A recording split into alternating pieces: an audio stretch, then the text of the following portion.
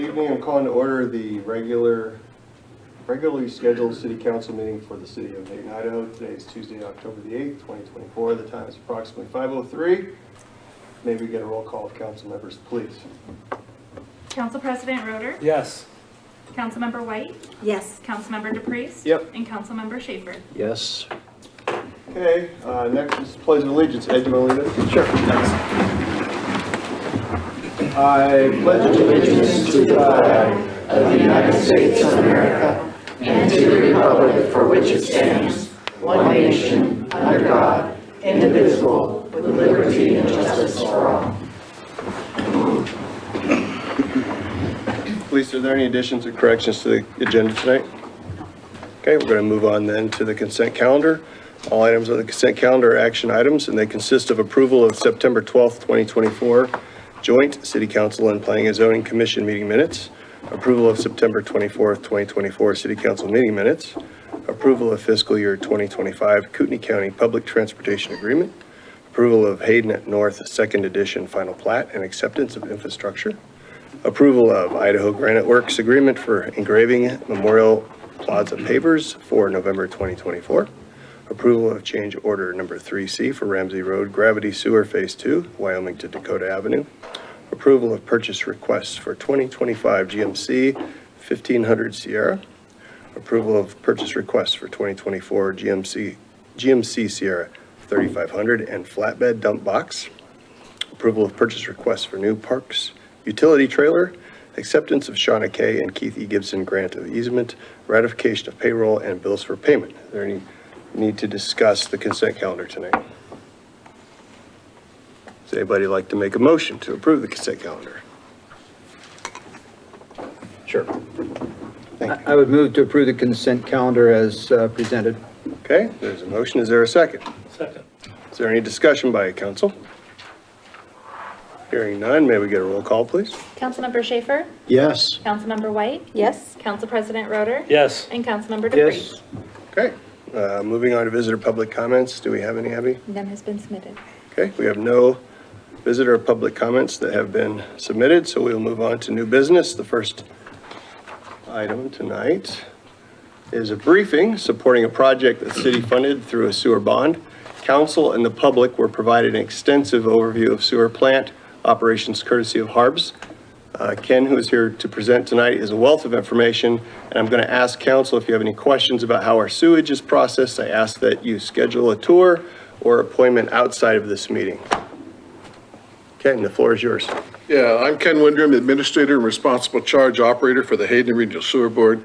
Stephanie is our Office Manager and Treasurer for Harbs. We did this upgrade to the facility because the Washington Department of Ecology set new dissolved oxygen total maximum daily load, or TMDL, for the Spokane River with respect to dissolved oxygen. Harbs is meeting all the requirements except for one, which was phosphorus. Harbs chose to upgrade the facility in two ways. The first phase was to improve our biological treatment.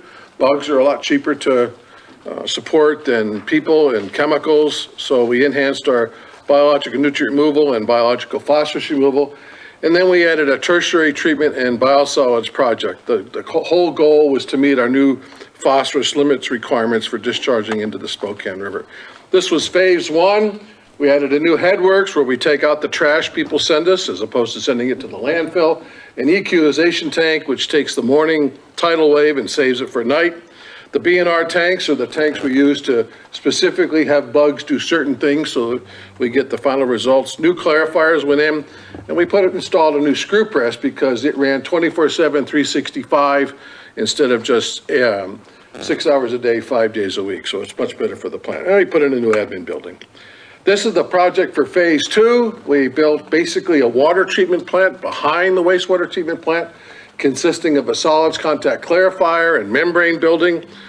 And on the biosolids side, we added a new dewatering building and solar dryer to process the biosolids. So in phase two, like I said, we installed a water treatment plant, solids contact clarifier. All the municipalities on the Mississippi River, that's the first thing they do is they take out the mud. and use a solids contact clarifier. And then we installed ultrafiltration membranes. This is the latest technology, not just for wastewater, but for drinking water. So that's what we had to take out the little pieces.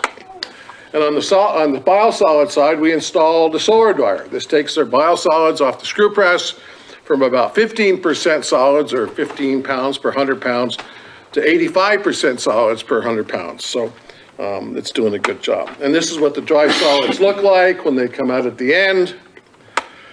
This is the difference between before and after the upgrade. The left picture is, it's like a cow patty, and if you let it sit for more than a day or two, it starts to stink pretty bad because the bugs start to fart. And on the right-hand side is, the material today is more like crushed gravel. The phase 2 project costs, these are Harb's subcontractors. Harb's directly contracted with these companies on the left side. When we started the contract, about $14.1 million in subcontractors. 12.9 was for TML Construction, JB was 600,000. At the end of the project, we did not use $346,497 of that original 14 million that was allotted. Now, if we had made the command management decision to have JUB or another engineer do the design and construction management fee, it would have been cost us about 10% of the budget. And our budget was $24.4 million, so the engineering fees would have been $2.44 million instead of the $465. And that's due to my efforts and Stephanie's efforts and the great assistance of TML Construction. So the project dollars, we reinstated the agreement in 2020 because we changed the amount of gallons per connection. And that was the dollar amount of that, $24.1 million. When the bids came in, we were at $24.4 million. The difference between these two is a contingency that we put in the budget in case shit happens and you need an extra couple extra dollars to take care of it. We actually spent $24.05 million. So we were even below the original 2020 engineering estimates, resulting in a savings for the project of $393,671. This is the breakdown of phase 1 and phase 2 for a total of 14.3 in phase 1, 24 million in phase 2, for a total of about $38.3 million to meet our discharge requirements into the Spokane River. This is the entity allotment. In 2013, the city was only at 61%. Today, they're at 70%. The changes between the two, the district never changed significantly, neither did the county. This change is due that assignments went from Harb's to the city. So Harb's is down now to 5% and the city is at 70%. This is the breakdown of cost per section. In first phase, the city spent or provided about $5.9 million, and the second phase is about $12.1 million. So the total city construction costs was $18 million and change. So here's the final true up for approval. I believe it's on your council to approve. The district provided $6 million day one because they did a local improvement district funding. They had to put all their money in first. So at the end of the phase 1, they had $4 million left. The city had 1.7 that they had given us, and the county at 13%. At the end of the project, the district is getting back $130,000 and change. The city owes Harb's $494,000, or about $500,000. And that's because the state revolving fund loan requirements calls for the state revolving funds to hold back 10% of the project until it is completed. So we had to pay contractors, so Harb's paid those bills, and now the city, as soon as they close out their loan, they'll repay Harb's that $494,000. Is that good enough? Ken, I appreciate it. Something that the audience might appreciate, I know you guys work a lot of magic there, but you're not a genie. What years was phase one completed? What years was phase two completed? Phase one was done in 2016. Phase one was done in June of '23.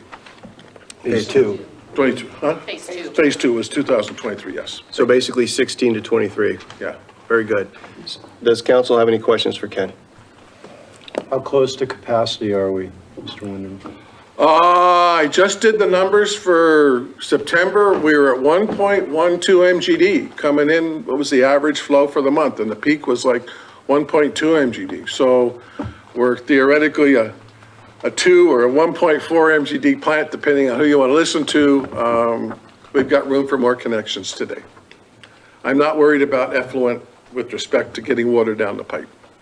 We do have some things coming up. We need to upgrade our effluent pump station, and that's on the list for the board to approve in the October meeting design. Okay, any other questions for Ken?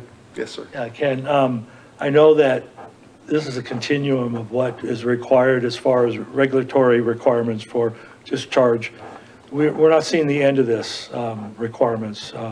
So we can anticipate more money to be spent so that I think PFAS is one of them that we have to be looking at. And I know that we're going to be doing fish flesh testing for, remind me, what is it that we have to test? We're going to Bull trout, methyl mercury. methyl mercury. Yeah, so this is a continuum that we're going to be asked for more money to fund these requirements by the EPA and DEQ. Okay, any other questions? Ken, we appreciate you helping us keep our salmonoids off meth. Okay. And if council would want to make a motion to accept the Hayden Area Regional Sewer Board wastewater treatment plant upgrades project closeout, we can move on. I'll make that motion. Okay, Second. we have a motion and a second. Is there any discussion? Hearing none, may we Mr. get, Mayor? yes. I don't see a memo for what we're approving today. The project that was just brief, we're just accepting that the We're just project is accepting closing it out. this. We're not approving a payment of that $400,000. So my understanding is, and Stephanie can speak more specifically to it, it's acknowledgement of the closeout of this project and allowing the HARBS board to take action regarding these, regarding the project. So Stephanie, if you have a moment and can explain that briefly. Yeah, what we need to do is have the approval of the closeout for the agreement as of 6/30/2024, which would be the final true-up for both phase one and phase two. Now, you guys, the $494,000 is on your DEQ loan. And so that will be submitted with Natalie. If you approve this, Natalie will submit it to DEQ for payment, hopefully as soon as tomorrow. And that will come in with your bond closure, which they're hoping to do within the next month or so, I believe. And just for the record, it's Natasha, so make sure. I'm sorry. It's okay. Natasha, I do know that. I all of a sudden thought of a thought. So what we do need to do is have an approval for the actual construction project, because we can't move forward with anything until we finalize that all the payment and everything is okay and that we're closed as of June 30th, 2024. Thank you. Construction. Okay, is there any other discussion? May we get a roll call vote, please? Councilmember Schaefer? Yes. Councilmember White? Yes. Councilmember DePreez? Yes. And Council President Roder? Yes. Okay, moving on. Our second item asks council to accept our county's emergency operations plan. The plan coordinates emergency operations and the actions of cities, highways, school, and fire districts, other government agencies, and volunteers. For the public's understanding, the county assumes the lead agency role in the event of an emergency, and they seek for our city to accept county processes. Does council have any questions or discussions?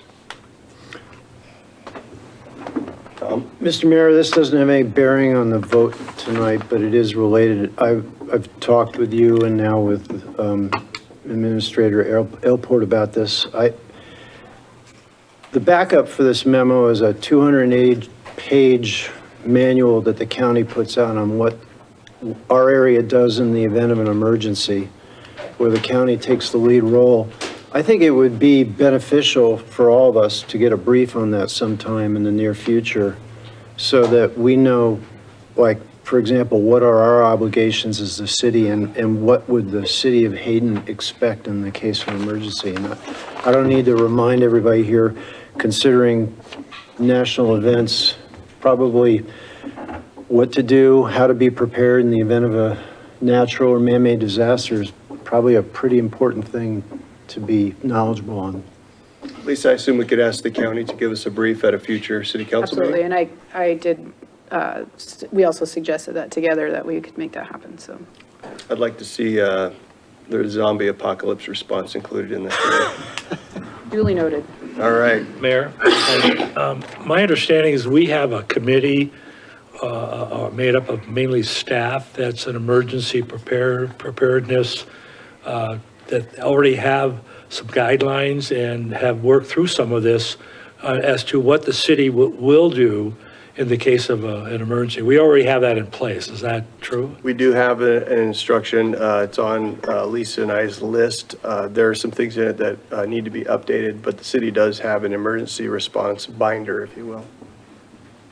Okay. Thank you. Any other questions, or may we get a motion to accept the resolution? Mr. Mayor, I'll make the motion that we accept the resolution or we accept the Kootenai County Emergency Operations Plan dated August of 2024. Thank you. Do we have a second? I second that. Okay, are there any discussion? Hearing none, may we get a roll call vote, please? Councilmember DePriest? Yep. Council President Roder? Yes. Councilmember White? Yes. And Councilmember Schaefer? Yes. Okay, moving on to item 3C. Incumbent John Evans is seeking another 2-year term as the Idaho County's Risk Management Program Board member. This agenda item is to ask council if they wish to nominate another person in lieu of John. If John is Hayden's preferred representative, no motion by council is required. So council, my question to you is, and I could do this serially if you prefer, or you could just shout out any preferences. Anyone have another nominee that should represent our area on the ICMP board? Mr. Mayor, if I could just interject, when you say our area, what he means is the cities of Idaho on the ICRIM board. Thank you. Region 1. In Region 1. Region 1, yes, No. our region. John's, he's in Garden City, so I don't know if that's Region 1. Okay. Does anyone have a preference for a different human? Okay, I'm hearing none, so would council be fine with us moving on to the next agenda item? I appreciate that overwhelming response. We're now going to move on to item 3D. And this is our last item under new business. And it's for and I'm going to read this for public's understanding. This item is for council to potentially task the staff to update our consent calendar procedure document. A recent legal review reveals that we may not operate consistent with our written processes. This is for council, please. I know each of you may have your preference on this already. I do want to share with you one point, something that I realized long after the night this was discussed last spring. I don't know if you recall, last spring we verbally discussed this item. Specifically, Matt pointed out that allowing a single council member to pull a consent agenda item from the calendar provides too much power to one person. And it took me a lot of reflection to realize what Matt meant by that.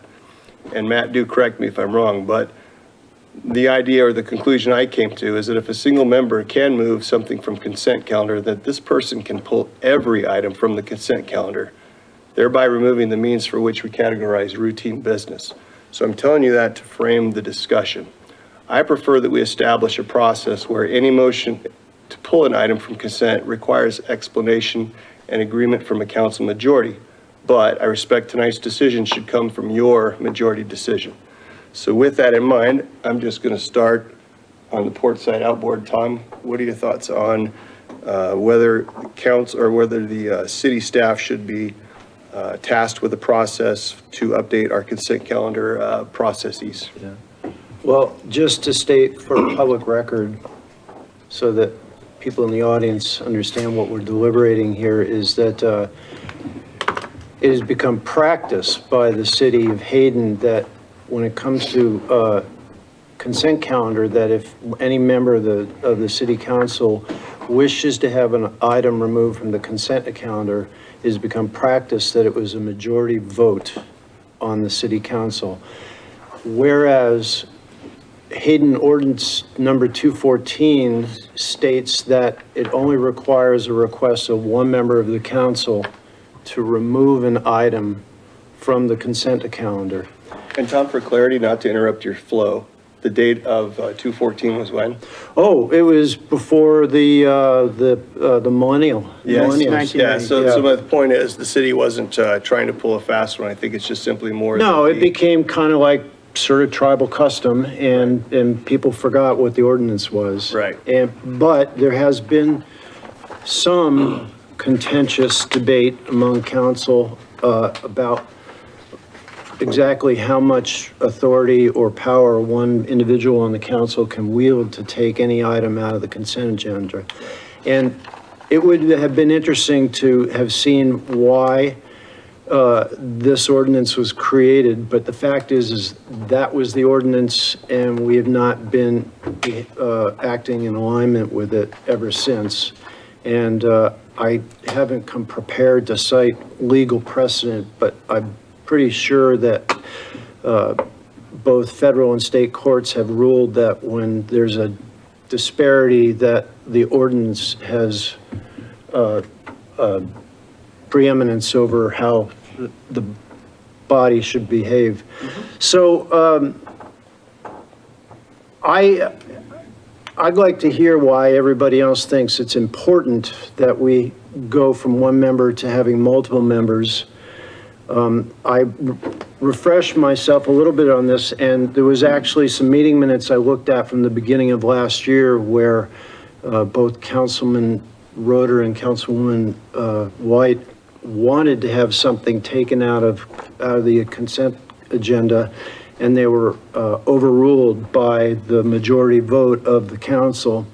And my point is that we will all have moments when we think there's something important that needs to come out of the consent agenda and be treated as new business. Now, you and I have a relationship that I know I can call you up and ask ahead of time, and we can work it out rather than with, duking it out here on the dais. We do it behind the scenes before we get to the council meeting. I think that's the best way to do it. However, I think it's also important to leave in place the current ordinance, because there could be something that one council member is passionate about, and as long as we trust each other to behave like adults, we're not trying to break the system or blow up the purpose of city government, but maybe it's our last chance to get it out of the consent calendar so that it can be discussed and deliberated openly as new business. Okay. The only question I have for you is, did I articulate my only concern about leaving it with one, that a person could, week after week, gut the consent calendar unchecked? Yes, I hear you. And I'm only saying and treating everybody up here on the dais that we act like adults and not use that as a bludgeon to, spirit our own causes. Very good. Ed? Yeah, a couple things. Reading section 4 of ordinance 214, specifically C, on objection by any member of the council to inclusion of any item on the consent calendar, that item shall be removed. And that's the end of it. Doesn't say where, should it be discussed that day, put on a future agenda. It doesn't say what's to happen with it.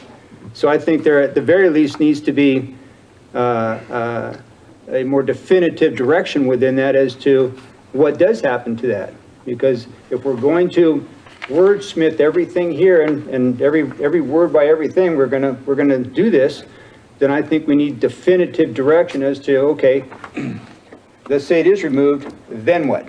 That night, the next meeting, a workshop, who knows what, but I think it needs to be definitively defined as to what the next step is if it is removed. A couple things here. Staff probably gets here, 7 o'clock in the morning sometimes, if not earlier. Who knows how long their days are. you get into a situation where there could be several items that might want to be pulled off and the meetings turn into marathons. I think we need to have some concern for staff related to that. I believe that there should be an explanation and a majority vote to pull something off. I think that's what you said. And I kind of agree with you, because unfortunately, in the climate we live in today, whether it's here in Hayden or anywhere in the country just about, I'm concerned about ideological issues leading to personal reasons for removal. And then you end up with kind of the situation that Councilmember Schaefer intimated occurring. So I believe that that's the reason we need to have explanation and a majority vote to remove something from the calendar. Let me see if I have anything else here. Yeah, and the date of this was, where'd it go? December of 1993? January 28th, 1993. So that was the date of the ordinance. Wow. Yeah. I think I was just getting ready to graduate college back then. Yikes. All right, thank you. Sandy? Yes. Okay, you guys threw me a curveball. I wasn't expecting that idea of voting on taking things out of the consent calendar, because that really goes against the whole idea of the consent calendar as other cities are doing it and as customary procedure in other places. We would be the only city that I know of that would be doing it that way. And I have... Not to break your flow, when you say that way, what do you mean? With majority vote to take something off of the consent calendar. Because, let me read a portion of the newly elected manual from Association of Idaho Cities. It says, a consent agenda or consent calendar can be used on the council agenda to handle multiple routine, non-controversial items, like approving minutes and payables, by approving a single motion. Any counselor can ask questions about these items or request to remove a specific item from the list so it can be considered on its own. And I'd also like to say that a consent calendar is rarely used. It's only used in important matters where a council member who is looking out for what they think is important and have a voice to just pull it out and to have it put in another part of the agenda and be able to talk about it separately.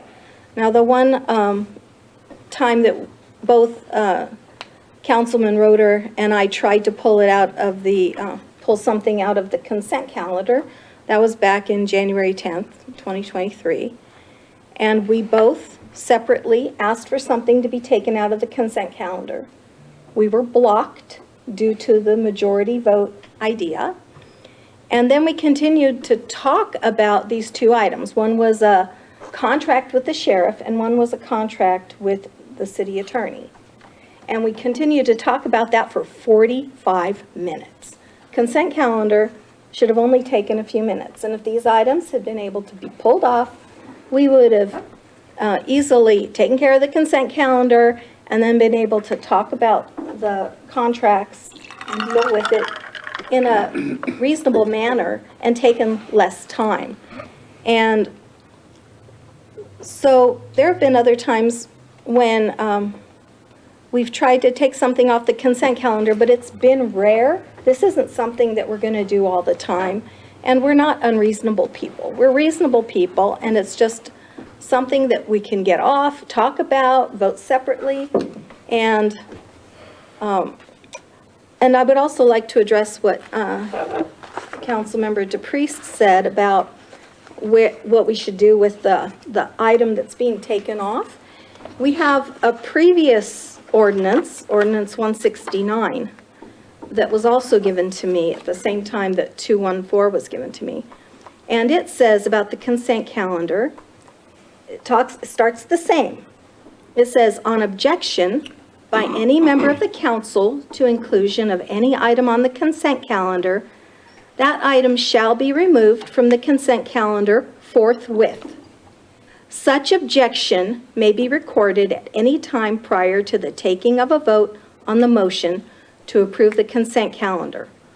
All such items shall be considered individually in the order in which they were objected to immediately following consideration of the consent calendar. And so I think that solves the problem about what happens to that item, that we do pull it off for later. And Lisa, that is also a current either ordinance or resolution of the city? I would argue it's not, which is why I didn't bring that forward in my proposal, or my memo, excuse me. Right. And that is specific to section 9 of 214 that says all other ordinances are parts of ordinances in conflict with the provisions of this ordinance are hereby repealed. So we would have arguably said that was repealed with the adoption of 214. Okay. Right, and what I'm saying is I'm not we saying that could- your words are wrong. I'm just Right, I'm saying we could use that kind of wording Okay. to make it useful. And then I would just also like to say, you know, with all due respect, Mr. Mayor, a consent calendar is a very powerful tool. Its intention is to take non-controversial things to put into one place where we can vote them all at once. We study ahead of time. We know exactly what we're voting on. In one fell swoop, we've taken, 5, 6, 20 items off of the agenda. But it does put a lot of power in your plate because you're the one forming the agenda. So by saying that we have to have a majority vote to take something off the consent calendar, but we didn't have a majority vote to put something on the consent calendar. So I think as a part of our checks and balances, and if we look at other cities that use this, the whole idea of pulling something off of a consent calendar with just a simple pull or simple, we've got, I've got quotes here from different agendas from Idaho City, Rexburg, Hayden, We'll trust you. Coeur d'Alene. I've got a long list, and this is how they all do it. I've never seen a consent calendar in all the research I've done that said it had to be done with a majority vote. That is used for amending an agenda. And when we're pulling something out of a consent calendar, we're just moving an action item somewhere else. We're not amending an agenda. So I'd like to believe the best in all of us, that we're looking out for the city, and that a simple pull here and there, we'll take something out, put it somewhere else, talk about it, and vote on it separately. I think it's a reasonable ask, and it fits in with tradition, not tradition, but with the practices of other cities. So would you be in favor then of tasking the city to update the consent calendar process to include language like you pulled out of the outdated ordinance? I would do that, but I would not include majority vote. I would say one person say poll, Okay. or one person ask. And while I realize you're telling me historically, it didn't necessarily improve the efficiency of the meeting, True.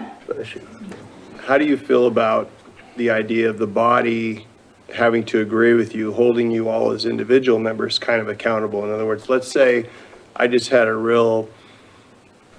very strong opinion about some contract coming in, and I was a little out of the box about how I was dealing with it by pulling it out of consent. The rest of my fellow council members are there to keep me in the box by not agreeing with me. If we do go to single, then certainly that check, if you will, is removed. And I'm not advocating one way or the other. I'm just asking you your opinion on that. Could you rephrase that, please? I didn't understand you completely. Thank you. If there's something that, say I have a contract with JUB, and I'm a council person, and I just hate JUB. So every time something comes up with JUB, I want to yank it out of the consent calendar. The fact that I can do that by myself, I don't have the other council members holding me accountable for kind of my actions. And so I guess I'm curious what your thoughts are on that, because I wasn't there for what was tried to get pulled out of, but it could be that your fellow council members didn't agree and give you the majority because they thought you were out there a ways, if that makes sense. Right. But wouldn't that go to reason that if a majority could prevent me from taking something out of the consent calendar, that same majority would prevent something from passing when we have discussion about it. Sure.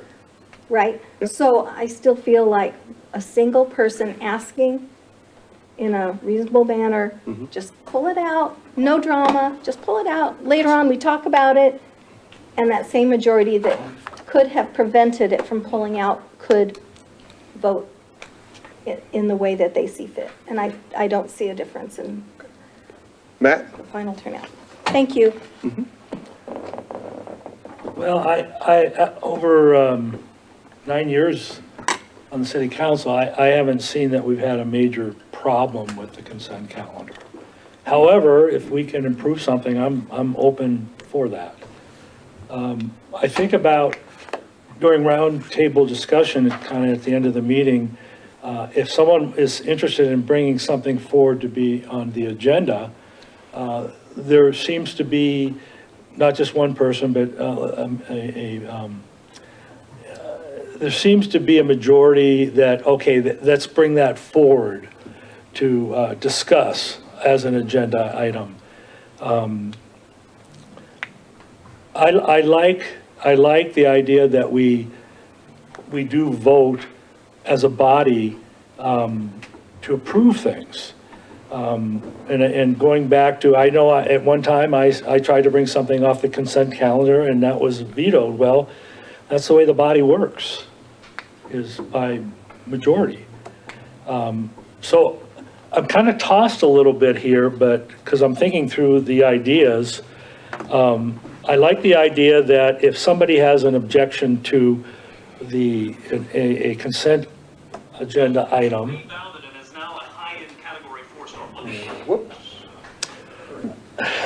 I like the idea that that can be discussed, and I share the concerns of Councilmember DePreez, because the ordinance doesn't say if it's removed, what do you do with it, and when do you deal with it?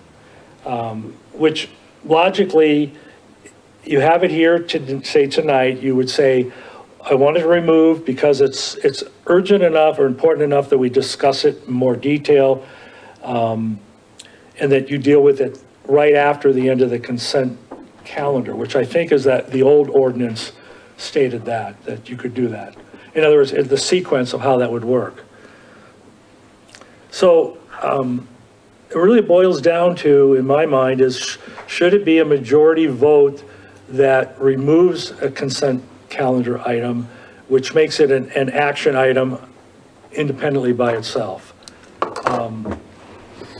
And I'm leaning more towards that because as a board, we need to move as a board. I think that if an individual has an objection to the consent calendar, calling up the mayor and saying, hey, I think this is really important enough. And how politics works is that you lobby for what you think you should do. And if that individual thinks that that's important enough to remove, that person should lobby the mayor to say, hey, let's make it an action item. So I'm leaning towards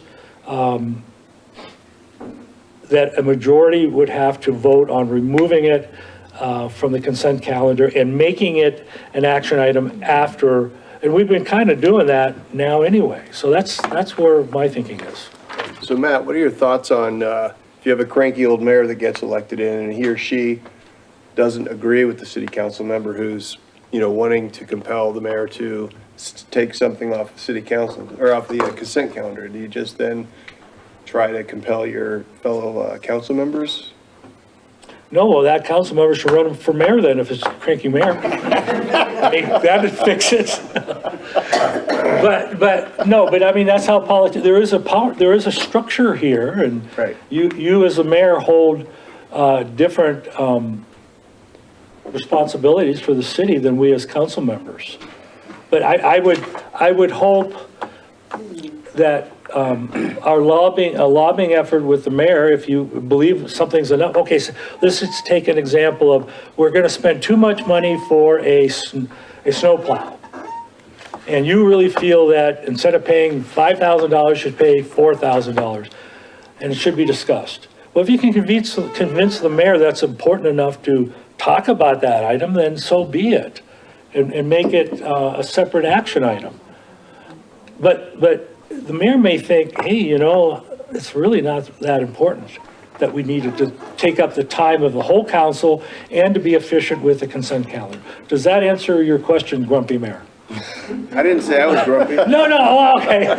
My goodness. Asking for a friend. There we go. Thanks, Ed. All right, thank you, Matt. Does any other council member have any comments, since we obviously went through once? Get down there. You can start with Go ahead. No, Councilmember Schaefer. okay. I'm still trying to figure out the pattern here, but I don't know if this goes under deliberation or we're still We're just. just talking. Okay, so I listened to everybody and I wrote down some notes, and so in no particular order, I'm going to respond to a few things. So let's speak hypothetically that there is an issue that one council member is very passionate about, wants it taken out of the consent agenda, and the majority rules against that person. If that person who wanted the item taken out of the consent agenda still feels passionate about it, then they would be forced to vote against the entire consent agenda, which makes them look like, perceived on record as being a showstopper. I'm just against, okay? So it's putting that person in an awkward position where they have to vote against the entire consent agenda.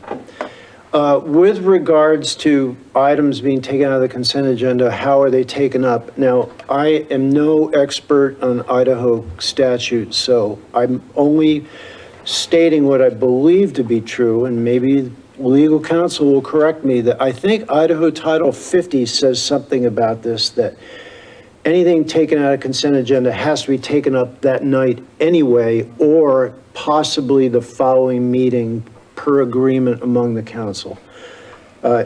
You can respond to that after I'm done here. So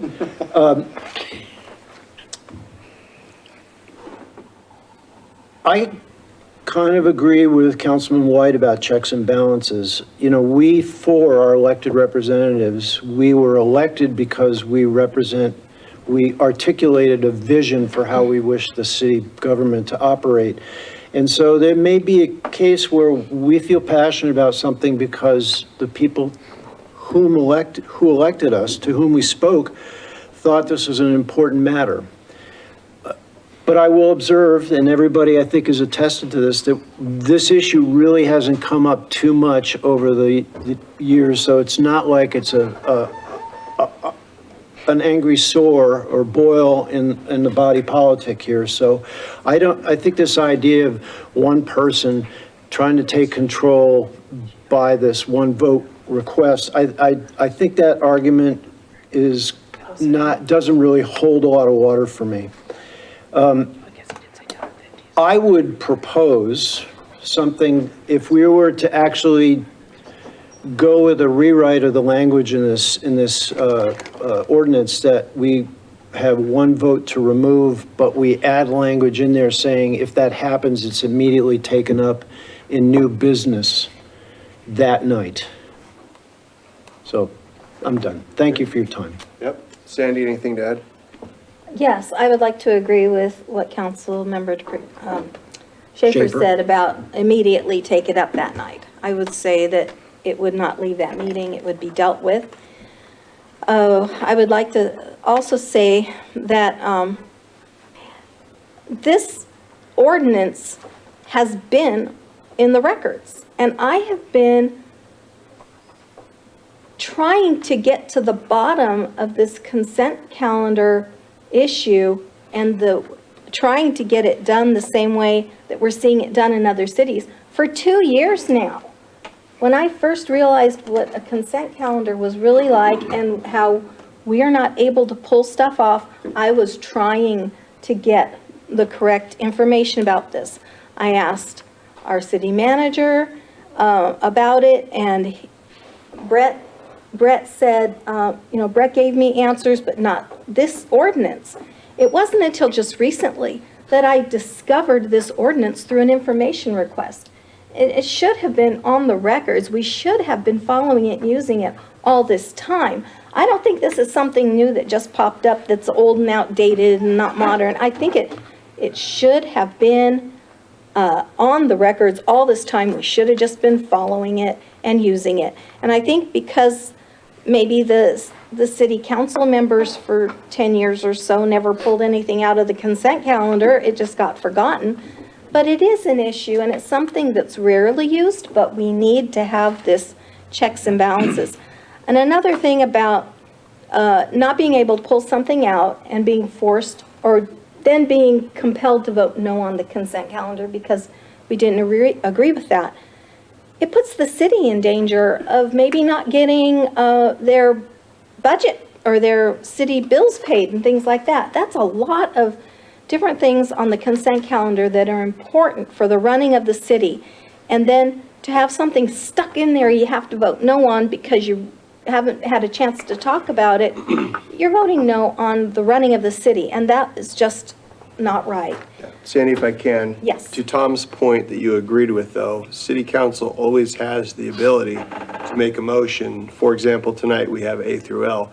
You could make a motion to approve items A through F and H through L and not reject the entire consent calendar as Tom suggests. So you guys do have the power to vote on individual consent items individually. And I'm only stating that not as an argument, but just for a fact of the record. I don't know if that's exactly what I said, Mr. Mayor. I apologize if I misunderstood. Lisa, can you provide clarity?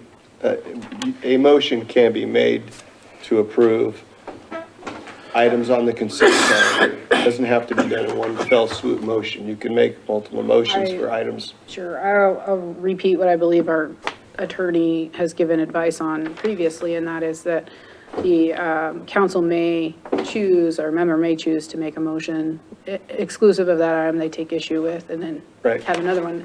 And I don't mean to provide too much redirection here. I just want to make sure council understands that it's really the staff's hope that we'll get to some level of clarity and on this issue so we can bring it forward. It's my opinion that we do need to bring forward some resolution to this matter so that policy isn't written in ordinance that gets forgotten. And it's really not a proper place to put policy and how you guys, how the city works in ordinance. It should be brought forward in the form of a resolution. So it's my hope that the end result will be some direction that we can and will bring something forward to you regardless of what ordinance 214 says, so that we can bring it to current day.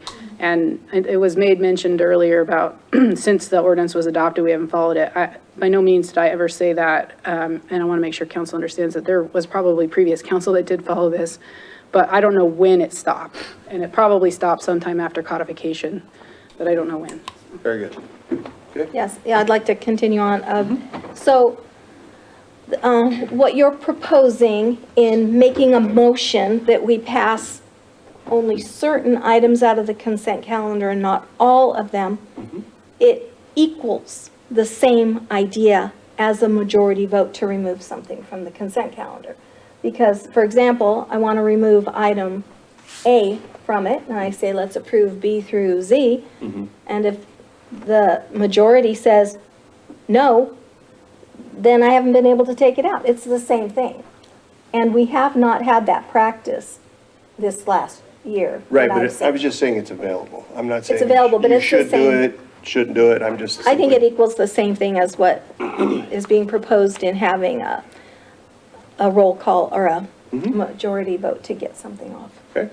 Anything else? Let's see, what else was I gonna say?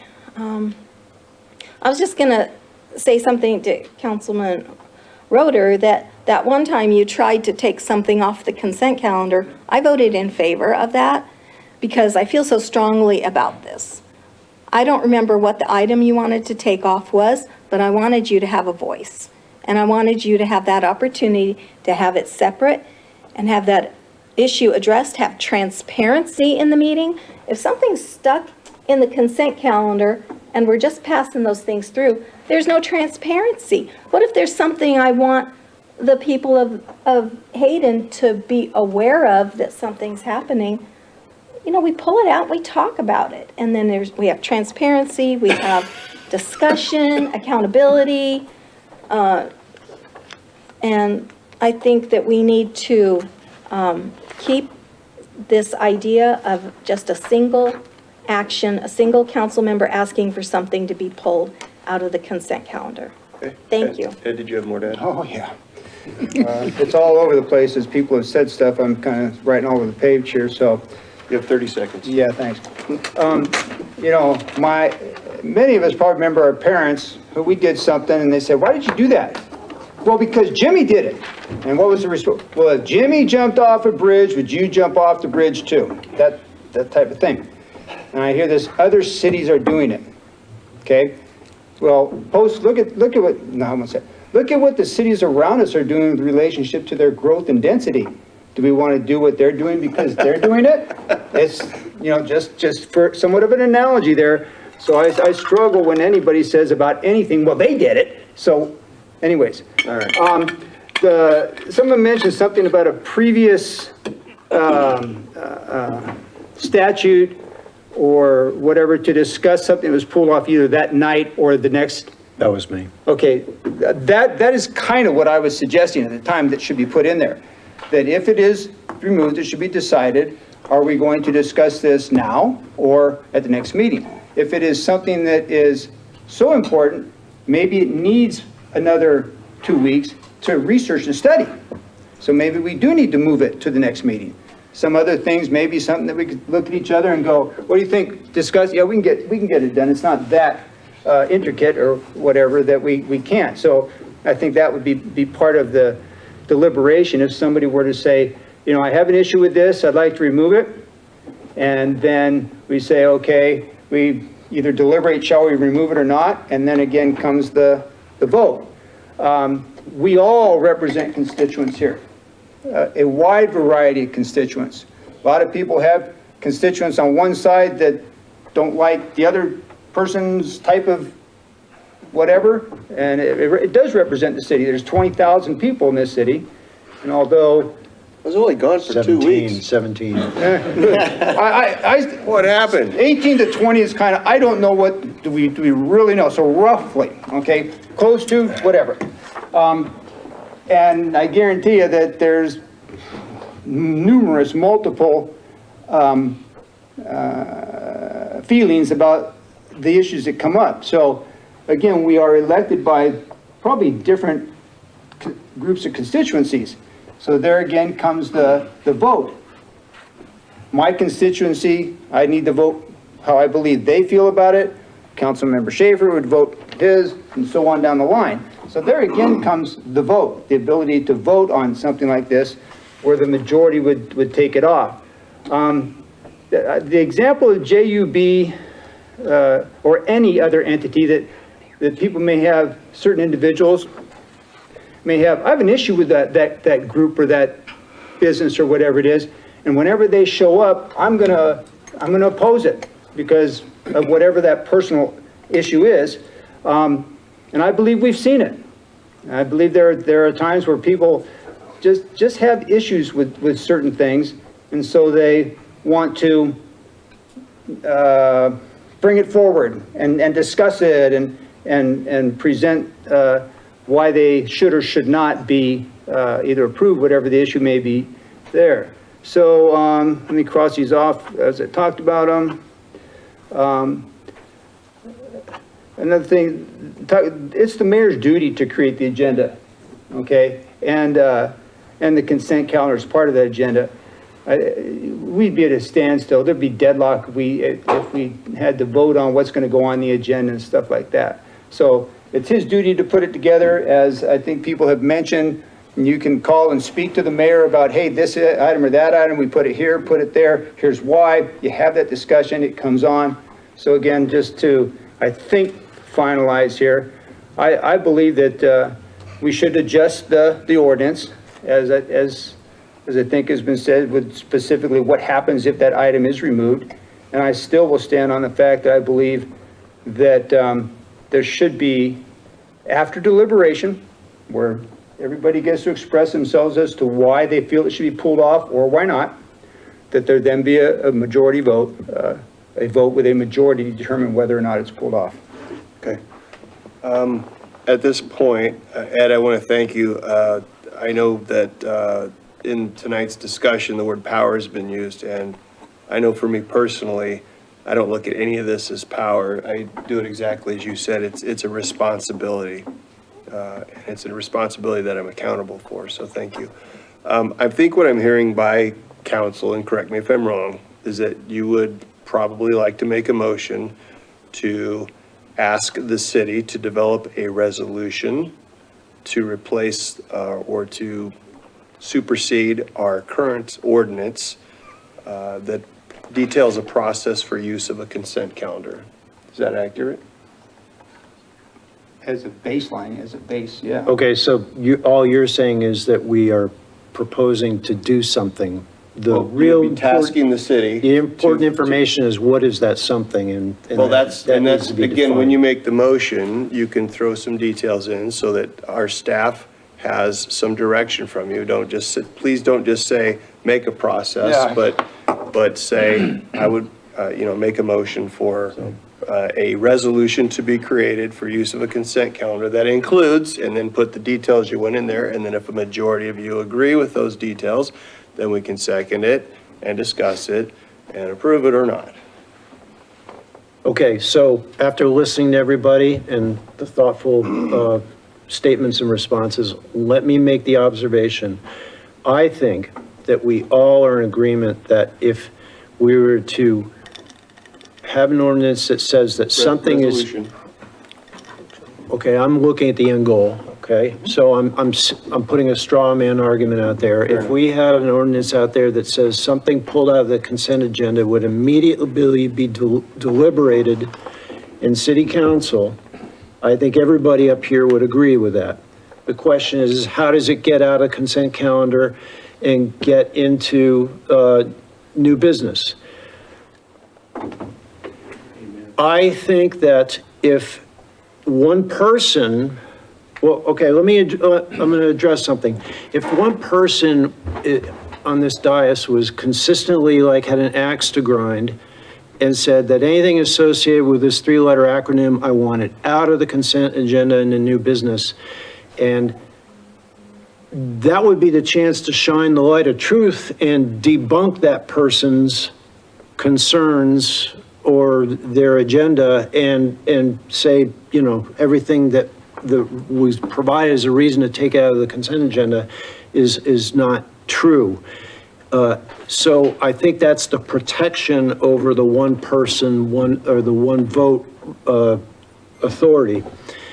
And so I would say that based upon what I've heard everybody discuss here, there's enough protections in place to continue to allow one council member to request something taken out of the agenda, and it would not become a battle of powers or agendas, but it would safeguard the process and provide the necessary transparency. Was that word salad? Did everybody understand what I said? Or Understood. Okay, I'll go ahead and try this. Can I, real quick? You said go ahead, what the? I know, I'm just kidding. The CPU's got a little delay here. The only thing I would suggest for council is if you are going to give the city specific detail on when something's going to be discussed, that you leave yourself maybe some flexibility that while it is preferred that it goes immediately to new business that night, that if council so determines the issue to be more complex, that you give yourself flexibility to discuss it within the next meeting. And again, that's just a suggestion to you. You're reading my notes, okay? I Yeah, promise I I'm thought not. this was gonna block and kind of protect. It's my X-ray vision. Yeah. And I agree with that, Mr. Mayor. Yeah. I think the only problem that we might have here tonight is whether or not it's a majority rule or one person requests. I respectfully ask my colleagues here to stick with the current ordinance, and I think I've explained why it's the right thing to do.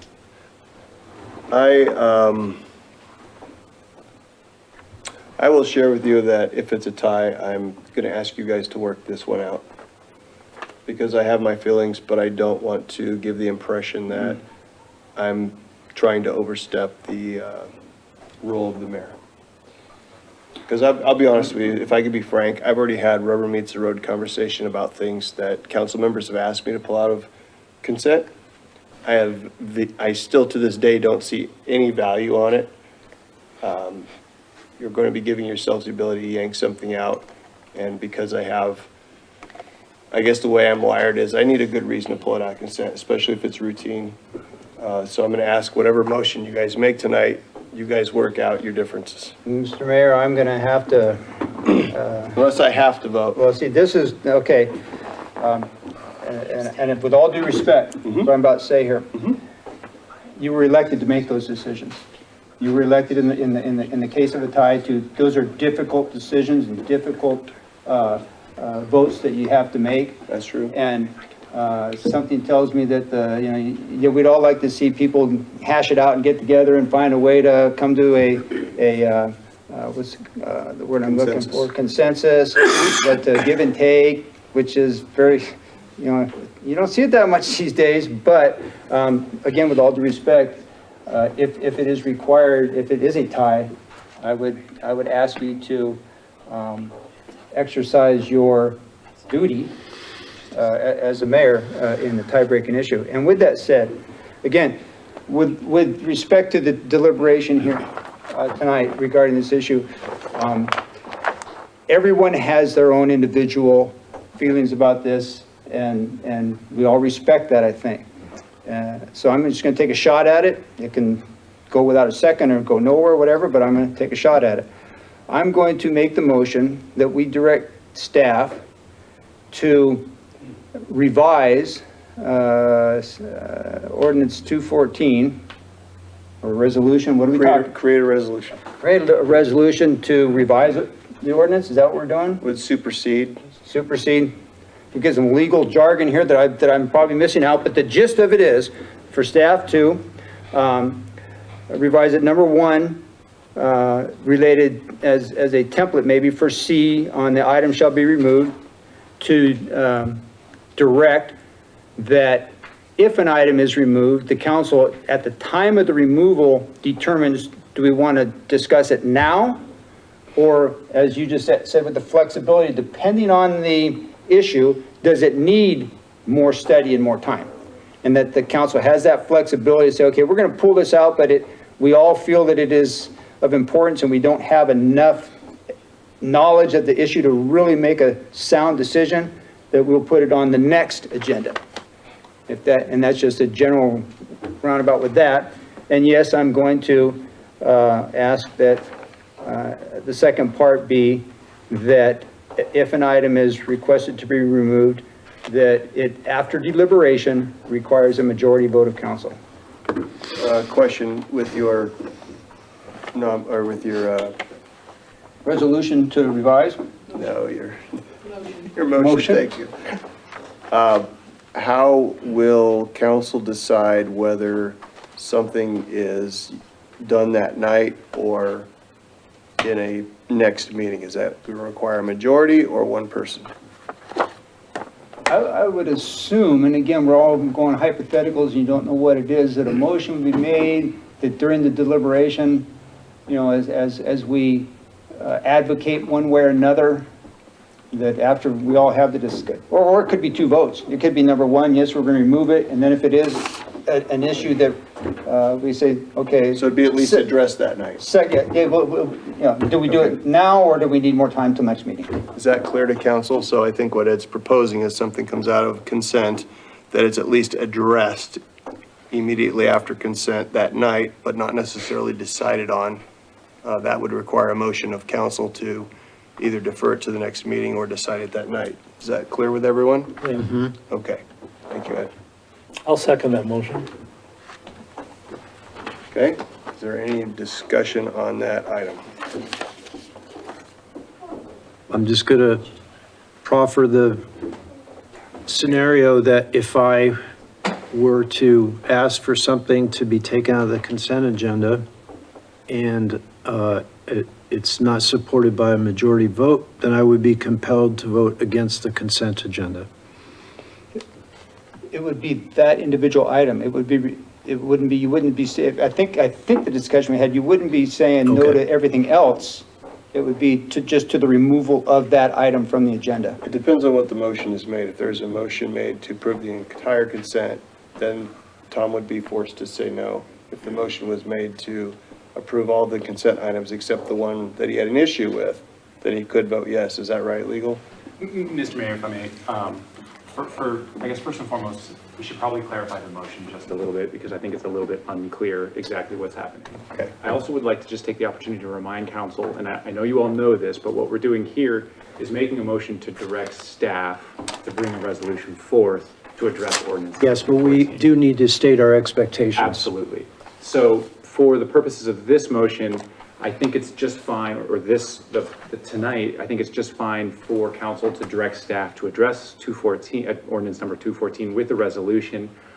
With respect to when it's voted on, I don't think there's anything wrong with having it brought to new business, at which point council can address it. And if at that time council wants to postpone any vote on it, they certainly can do that at that time. And that can be brought forth and put forward in the language in the resolution. And so I think that staff probably has a good grip on that. What staff needs to know tonight is whether it's going to be done through a majority vote or a single member of council. And so that's really the only thing that needs to be discussed further. I think staff has a grip on it otherwise. Just to be clear, regardless of what's decided tonight, I assume we'll need another vote to actually adopt the resolution? Absolutely. So if you, for example, if there's a, if you will, losing side, say it's a 3-2 vote, there will be time for you to potentially talk to your peers and say, hey, I don't think you thought this through, and maybe compel somebody from a yes to a no or a no to a yes? Absolutely. And Mr. Mayor, if it does go to a tie tonight, you do have an obligation to vote. Thank you for that advice. Just to clarify, I think at least I'm hearing some confusion. This is related to removal of an item. Like, for example, tonight, if we talked about it and then you were to say, for example, I'd like to remove item 8. Okay, we would then go through this process that we're speaking of now, and then after that was settled, whether we remove it or not, then there would be a vote on the entire consent calendar. And I know it's happened before where when you come to give your vote, or whoever comes to give their vote, they have the opportunity to say, you know, as I've indicated tonight, I have an issue with item A, and I vote to approve B through L, shall we say. I don't know if that is able to be, or if they would have to approve everything, but I think the ability to speak out and say, I have an issue with A on this consent calendar. So just for clarity, council can do that? I think staff has a grip on how to address that when they bring forward a proposed resolution. Okay.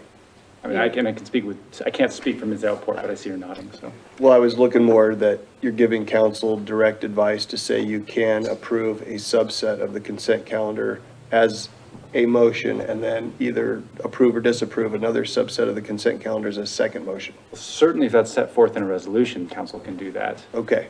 Yes. I think. So maybe we'll bake that into some flexibility into the resolution. I think the question, though, is a distinction between whether or not the motion's brought forward for the entire consent agenda.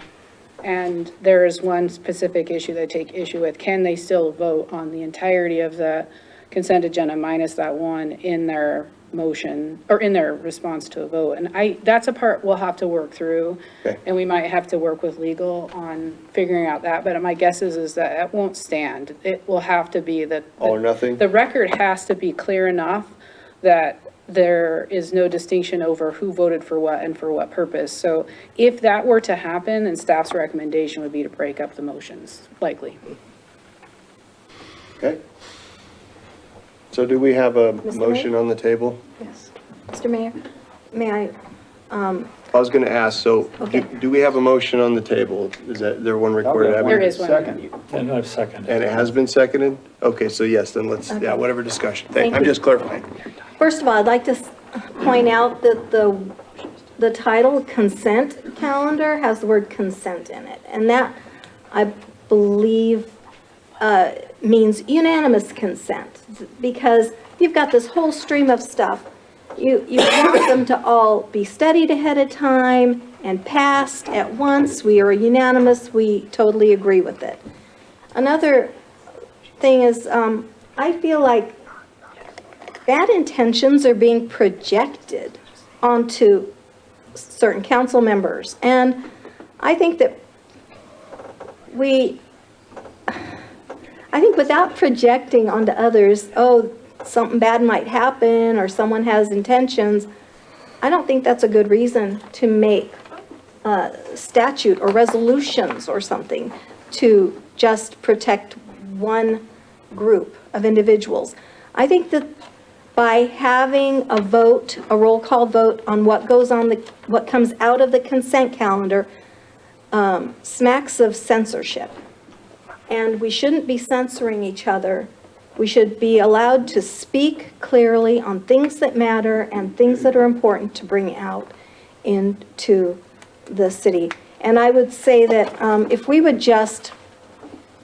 if the staff would just look at ordinance number 169, I know it's older, it's from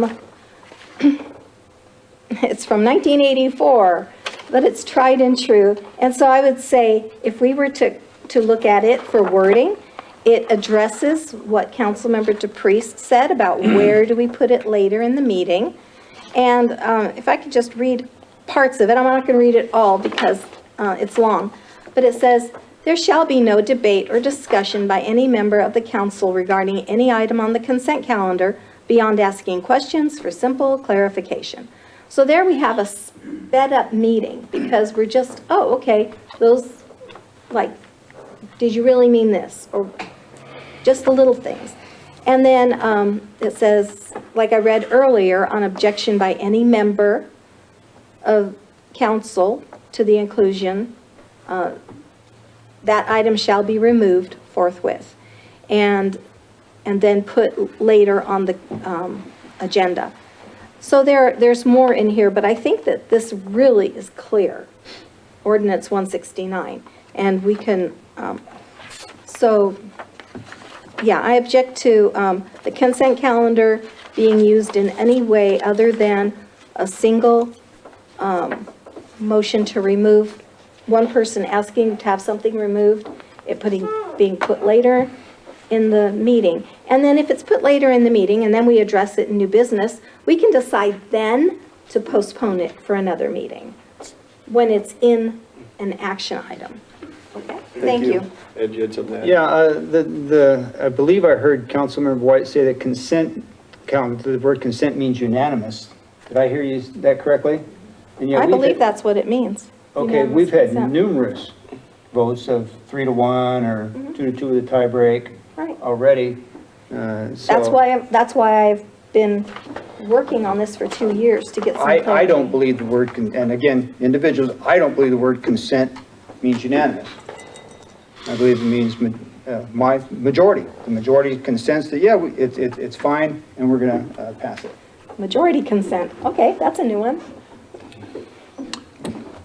Okay, is there any other discussion?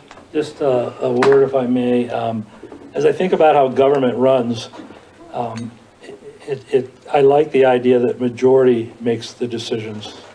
And I think that's the way I will apply this and my thinking to this resolution and proposal to change the ordinance. I like the idea that, again, minority does not direct, but the majority directs. And I think that's good government. Okay. You and I have to have a talk later. We are a representative republic. I'm glad we know our government. Hooray. May we get a roll call vote, please? Wait a minute, before we have the roll call, sorry, could we just restate what the motion is? Yes, Will you please. To whatever detail is appropriate for staff to move forward. And again, remember, this is just tasking staff. This is not passing a resolution. So I have a motion to direct staff to bring forward a resolution revising Section 4 of Ordinance 214 to include, if an item is removed from the consent calendar, council is to decide when the item will be decided by a majority vote, and that removal of an item from the consent calendar requires a majority vote of the council. Okay? Now may we get a roll call, please?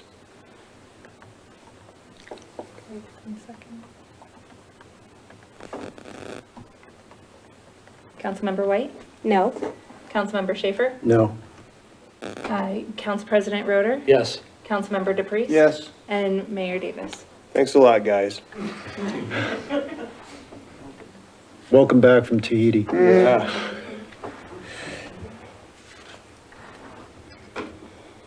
Well, given that we're just tasking staff to make the resolution tonight, to keep things moving forward, for now, I'm going to vote yes. We can hammer out any disagreements when it's approved.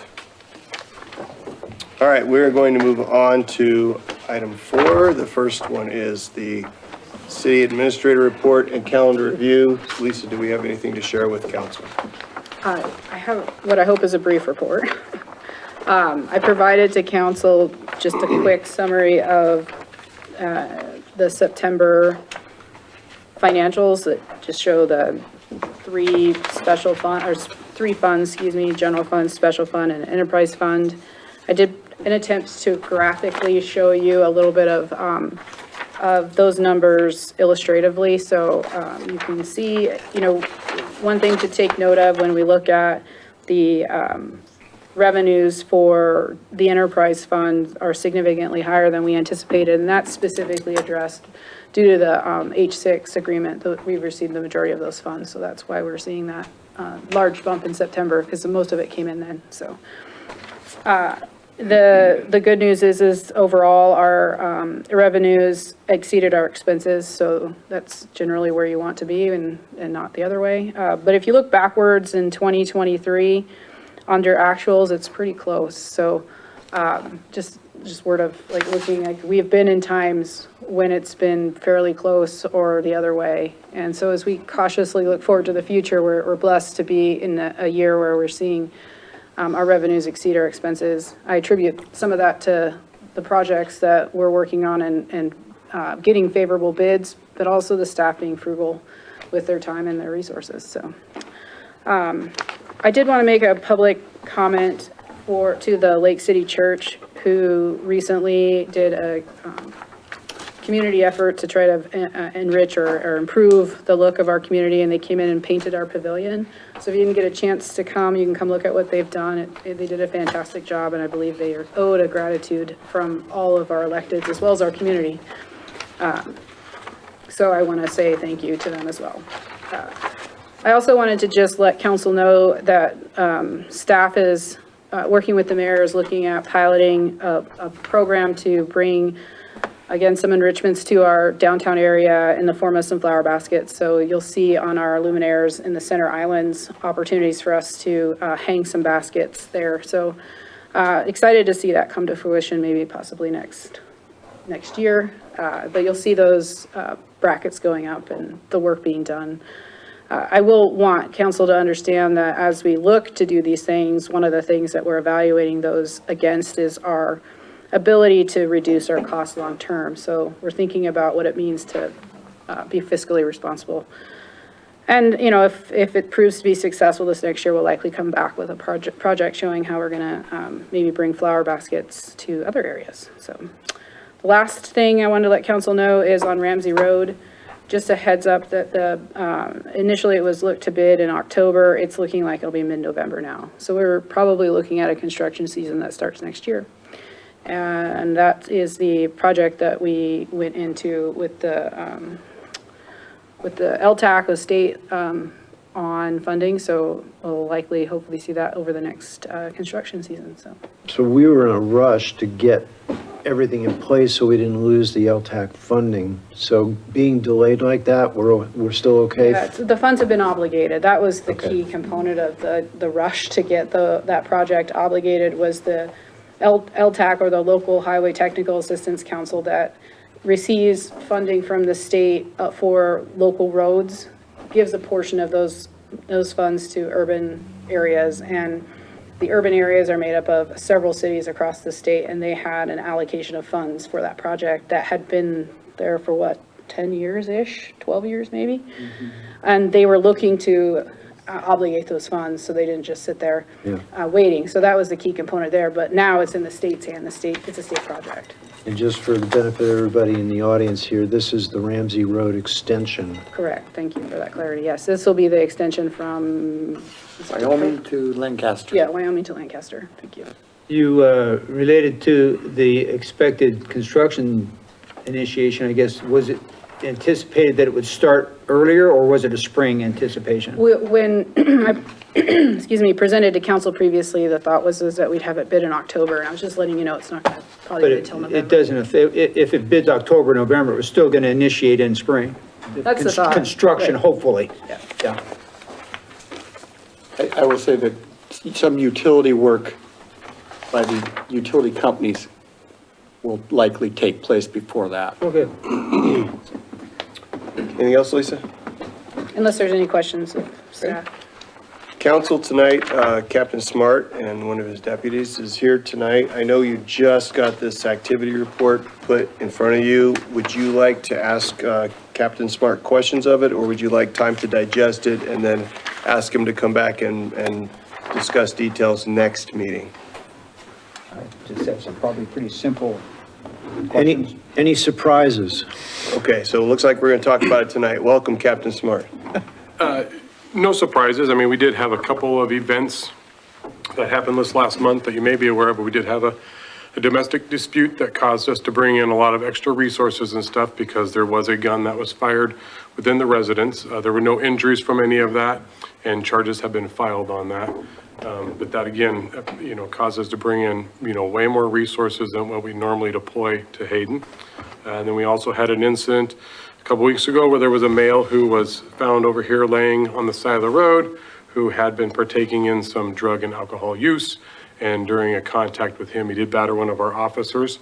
Again, minor injuries, nothing to cause concern on, but we did have a subject taken into custody for charges on that as well. Those are the two primary events that we had in Hayden. The rest is, again, we continue to see ourselves over at Walmart and, Super One for our routine petty theft and shoplifting incidents.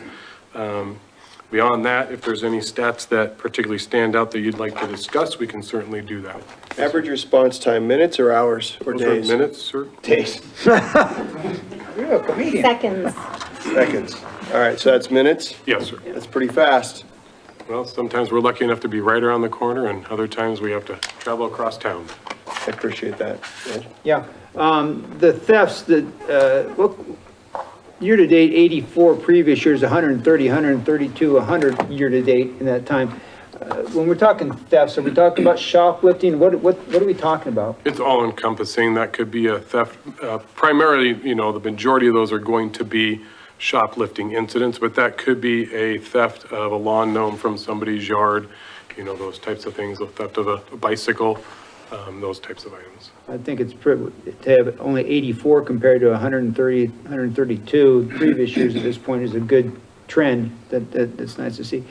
Vandalism, on the other hand, seems to be on the rise. Where's that, parks, or where's the vandalism taking place? Is there? Kind of a broad all-encompassing, but, usually it's a graffiti on, like you said, parks, fence posts, fences along the roadway, damage to some of park equipment. Sometimes some things are broken off by utes who don't like to, have reasonableness in their life, and they break things and, kick and destroy. Yeah.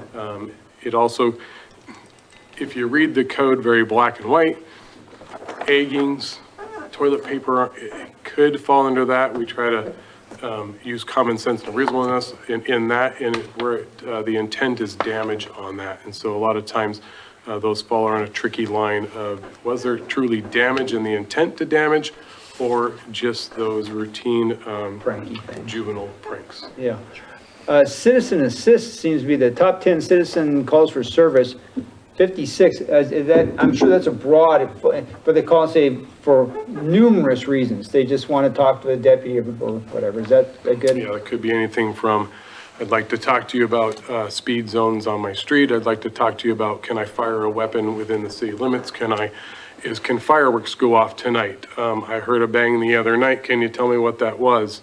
My neighbor's mowing their yard and I found a grass clipping in my yard from his yard. Is that legal?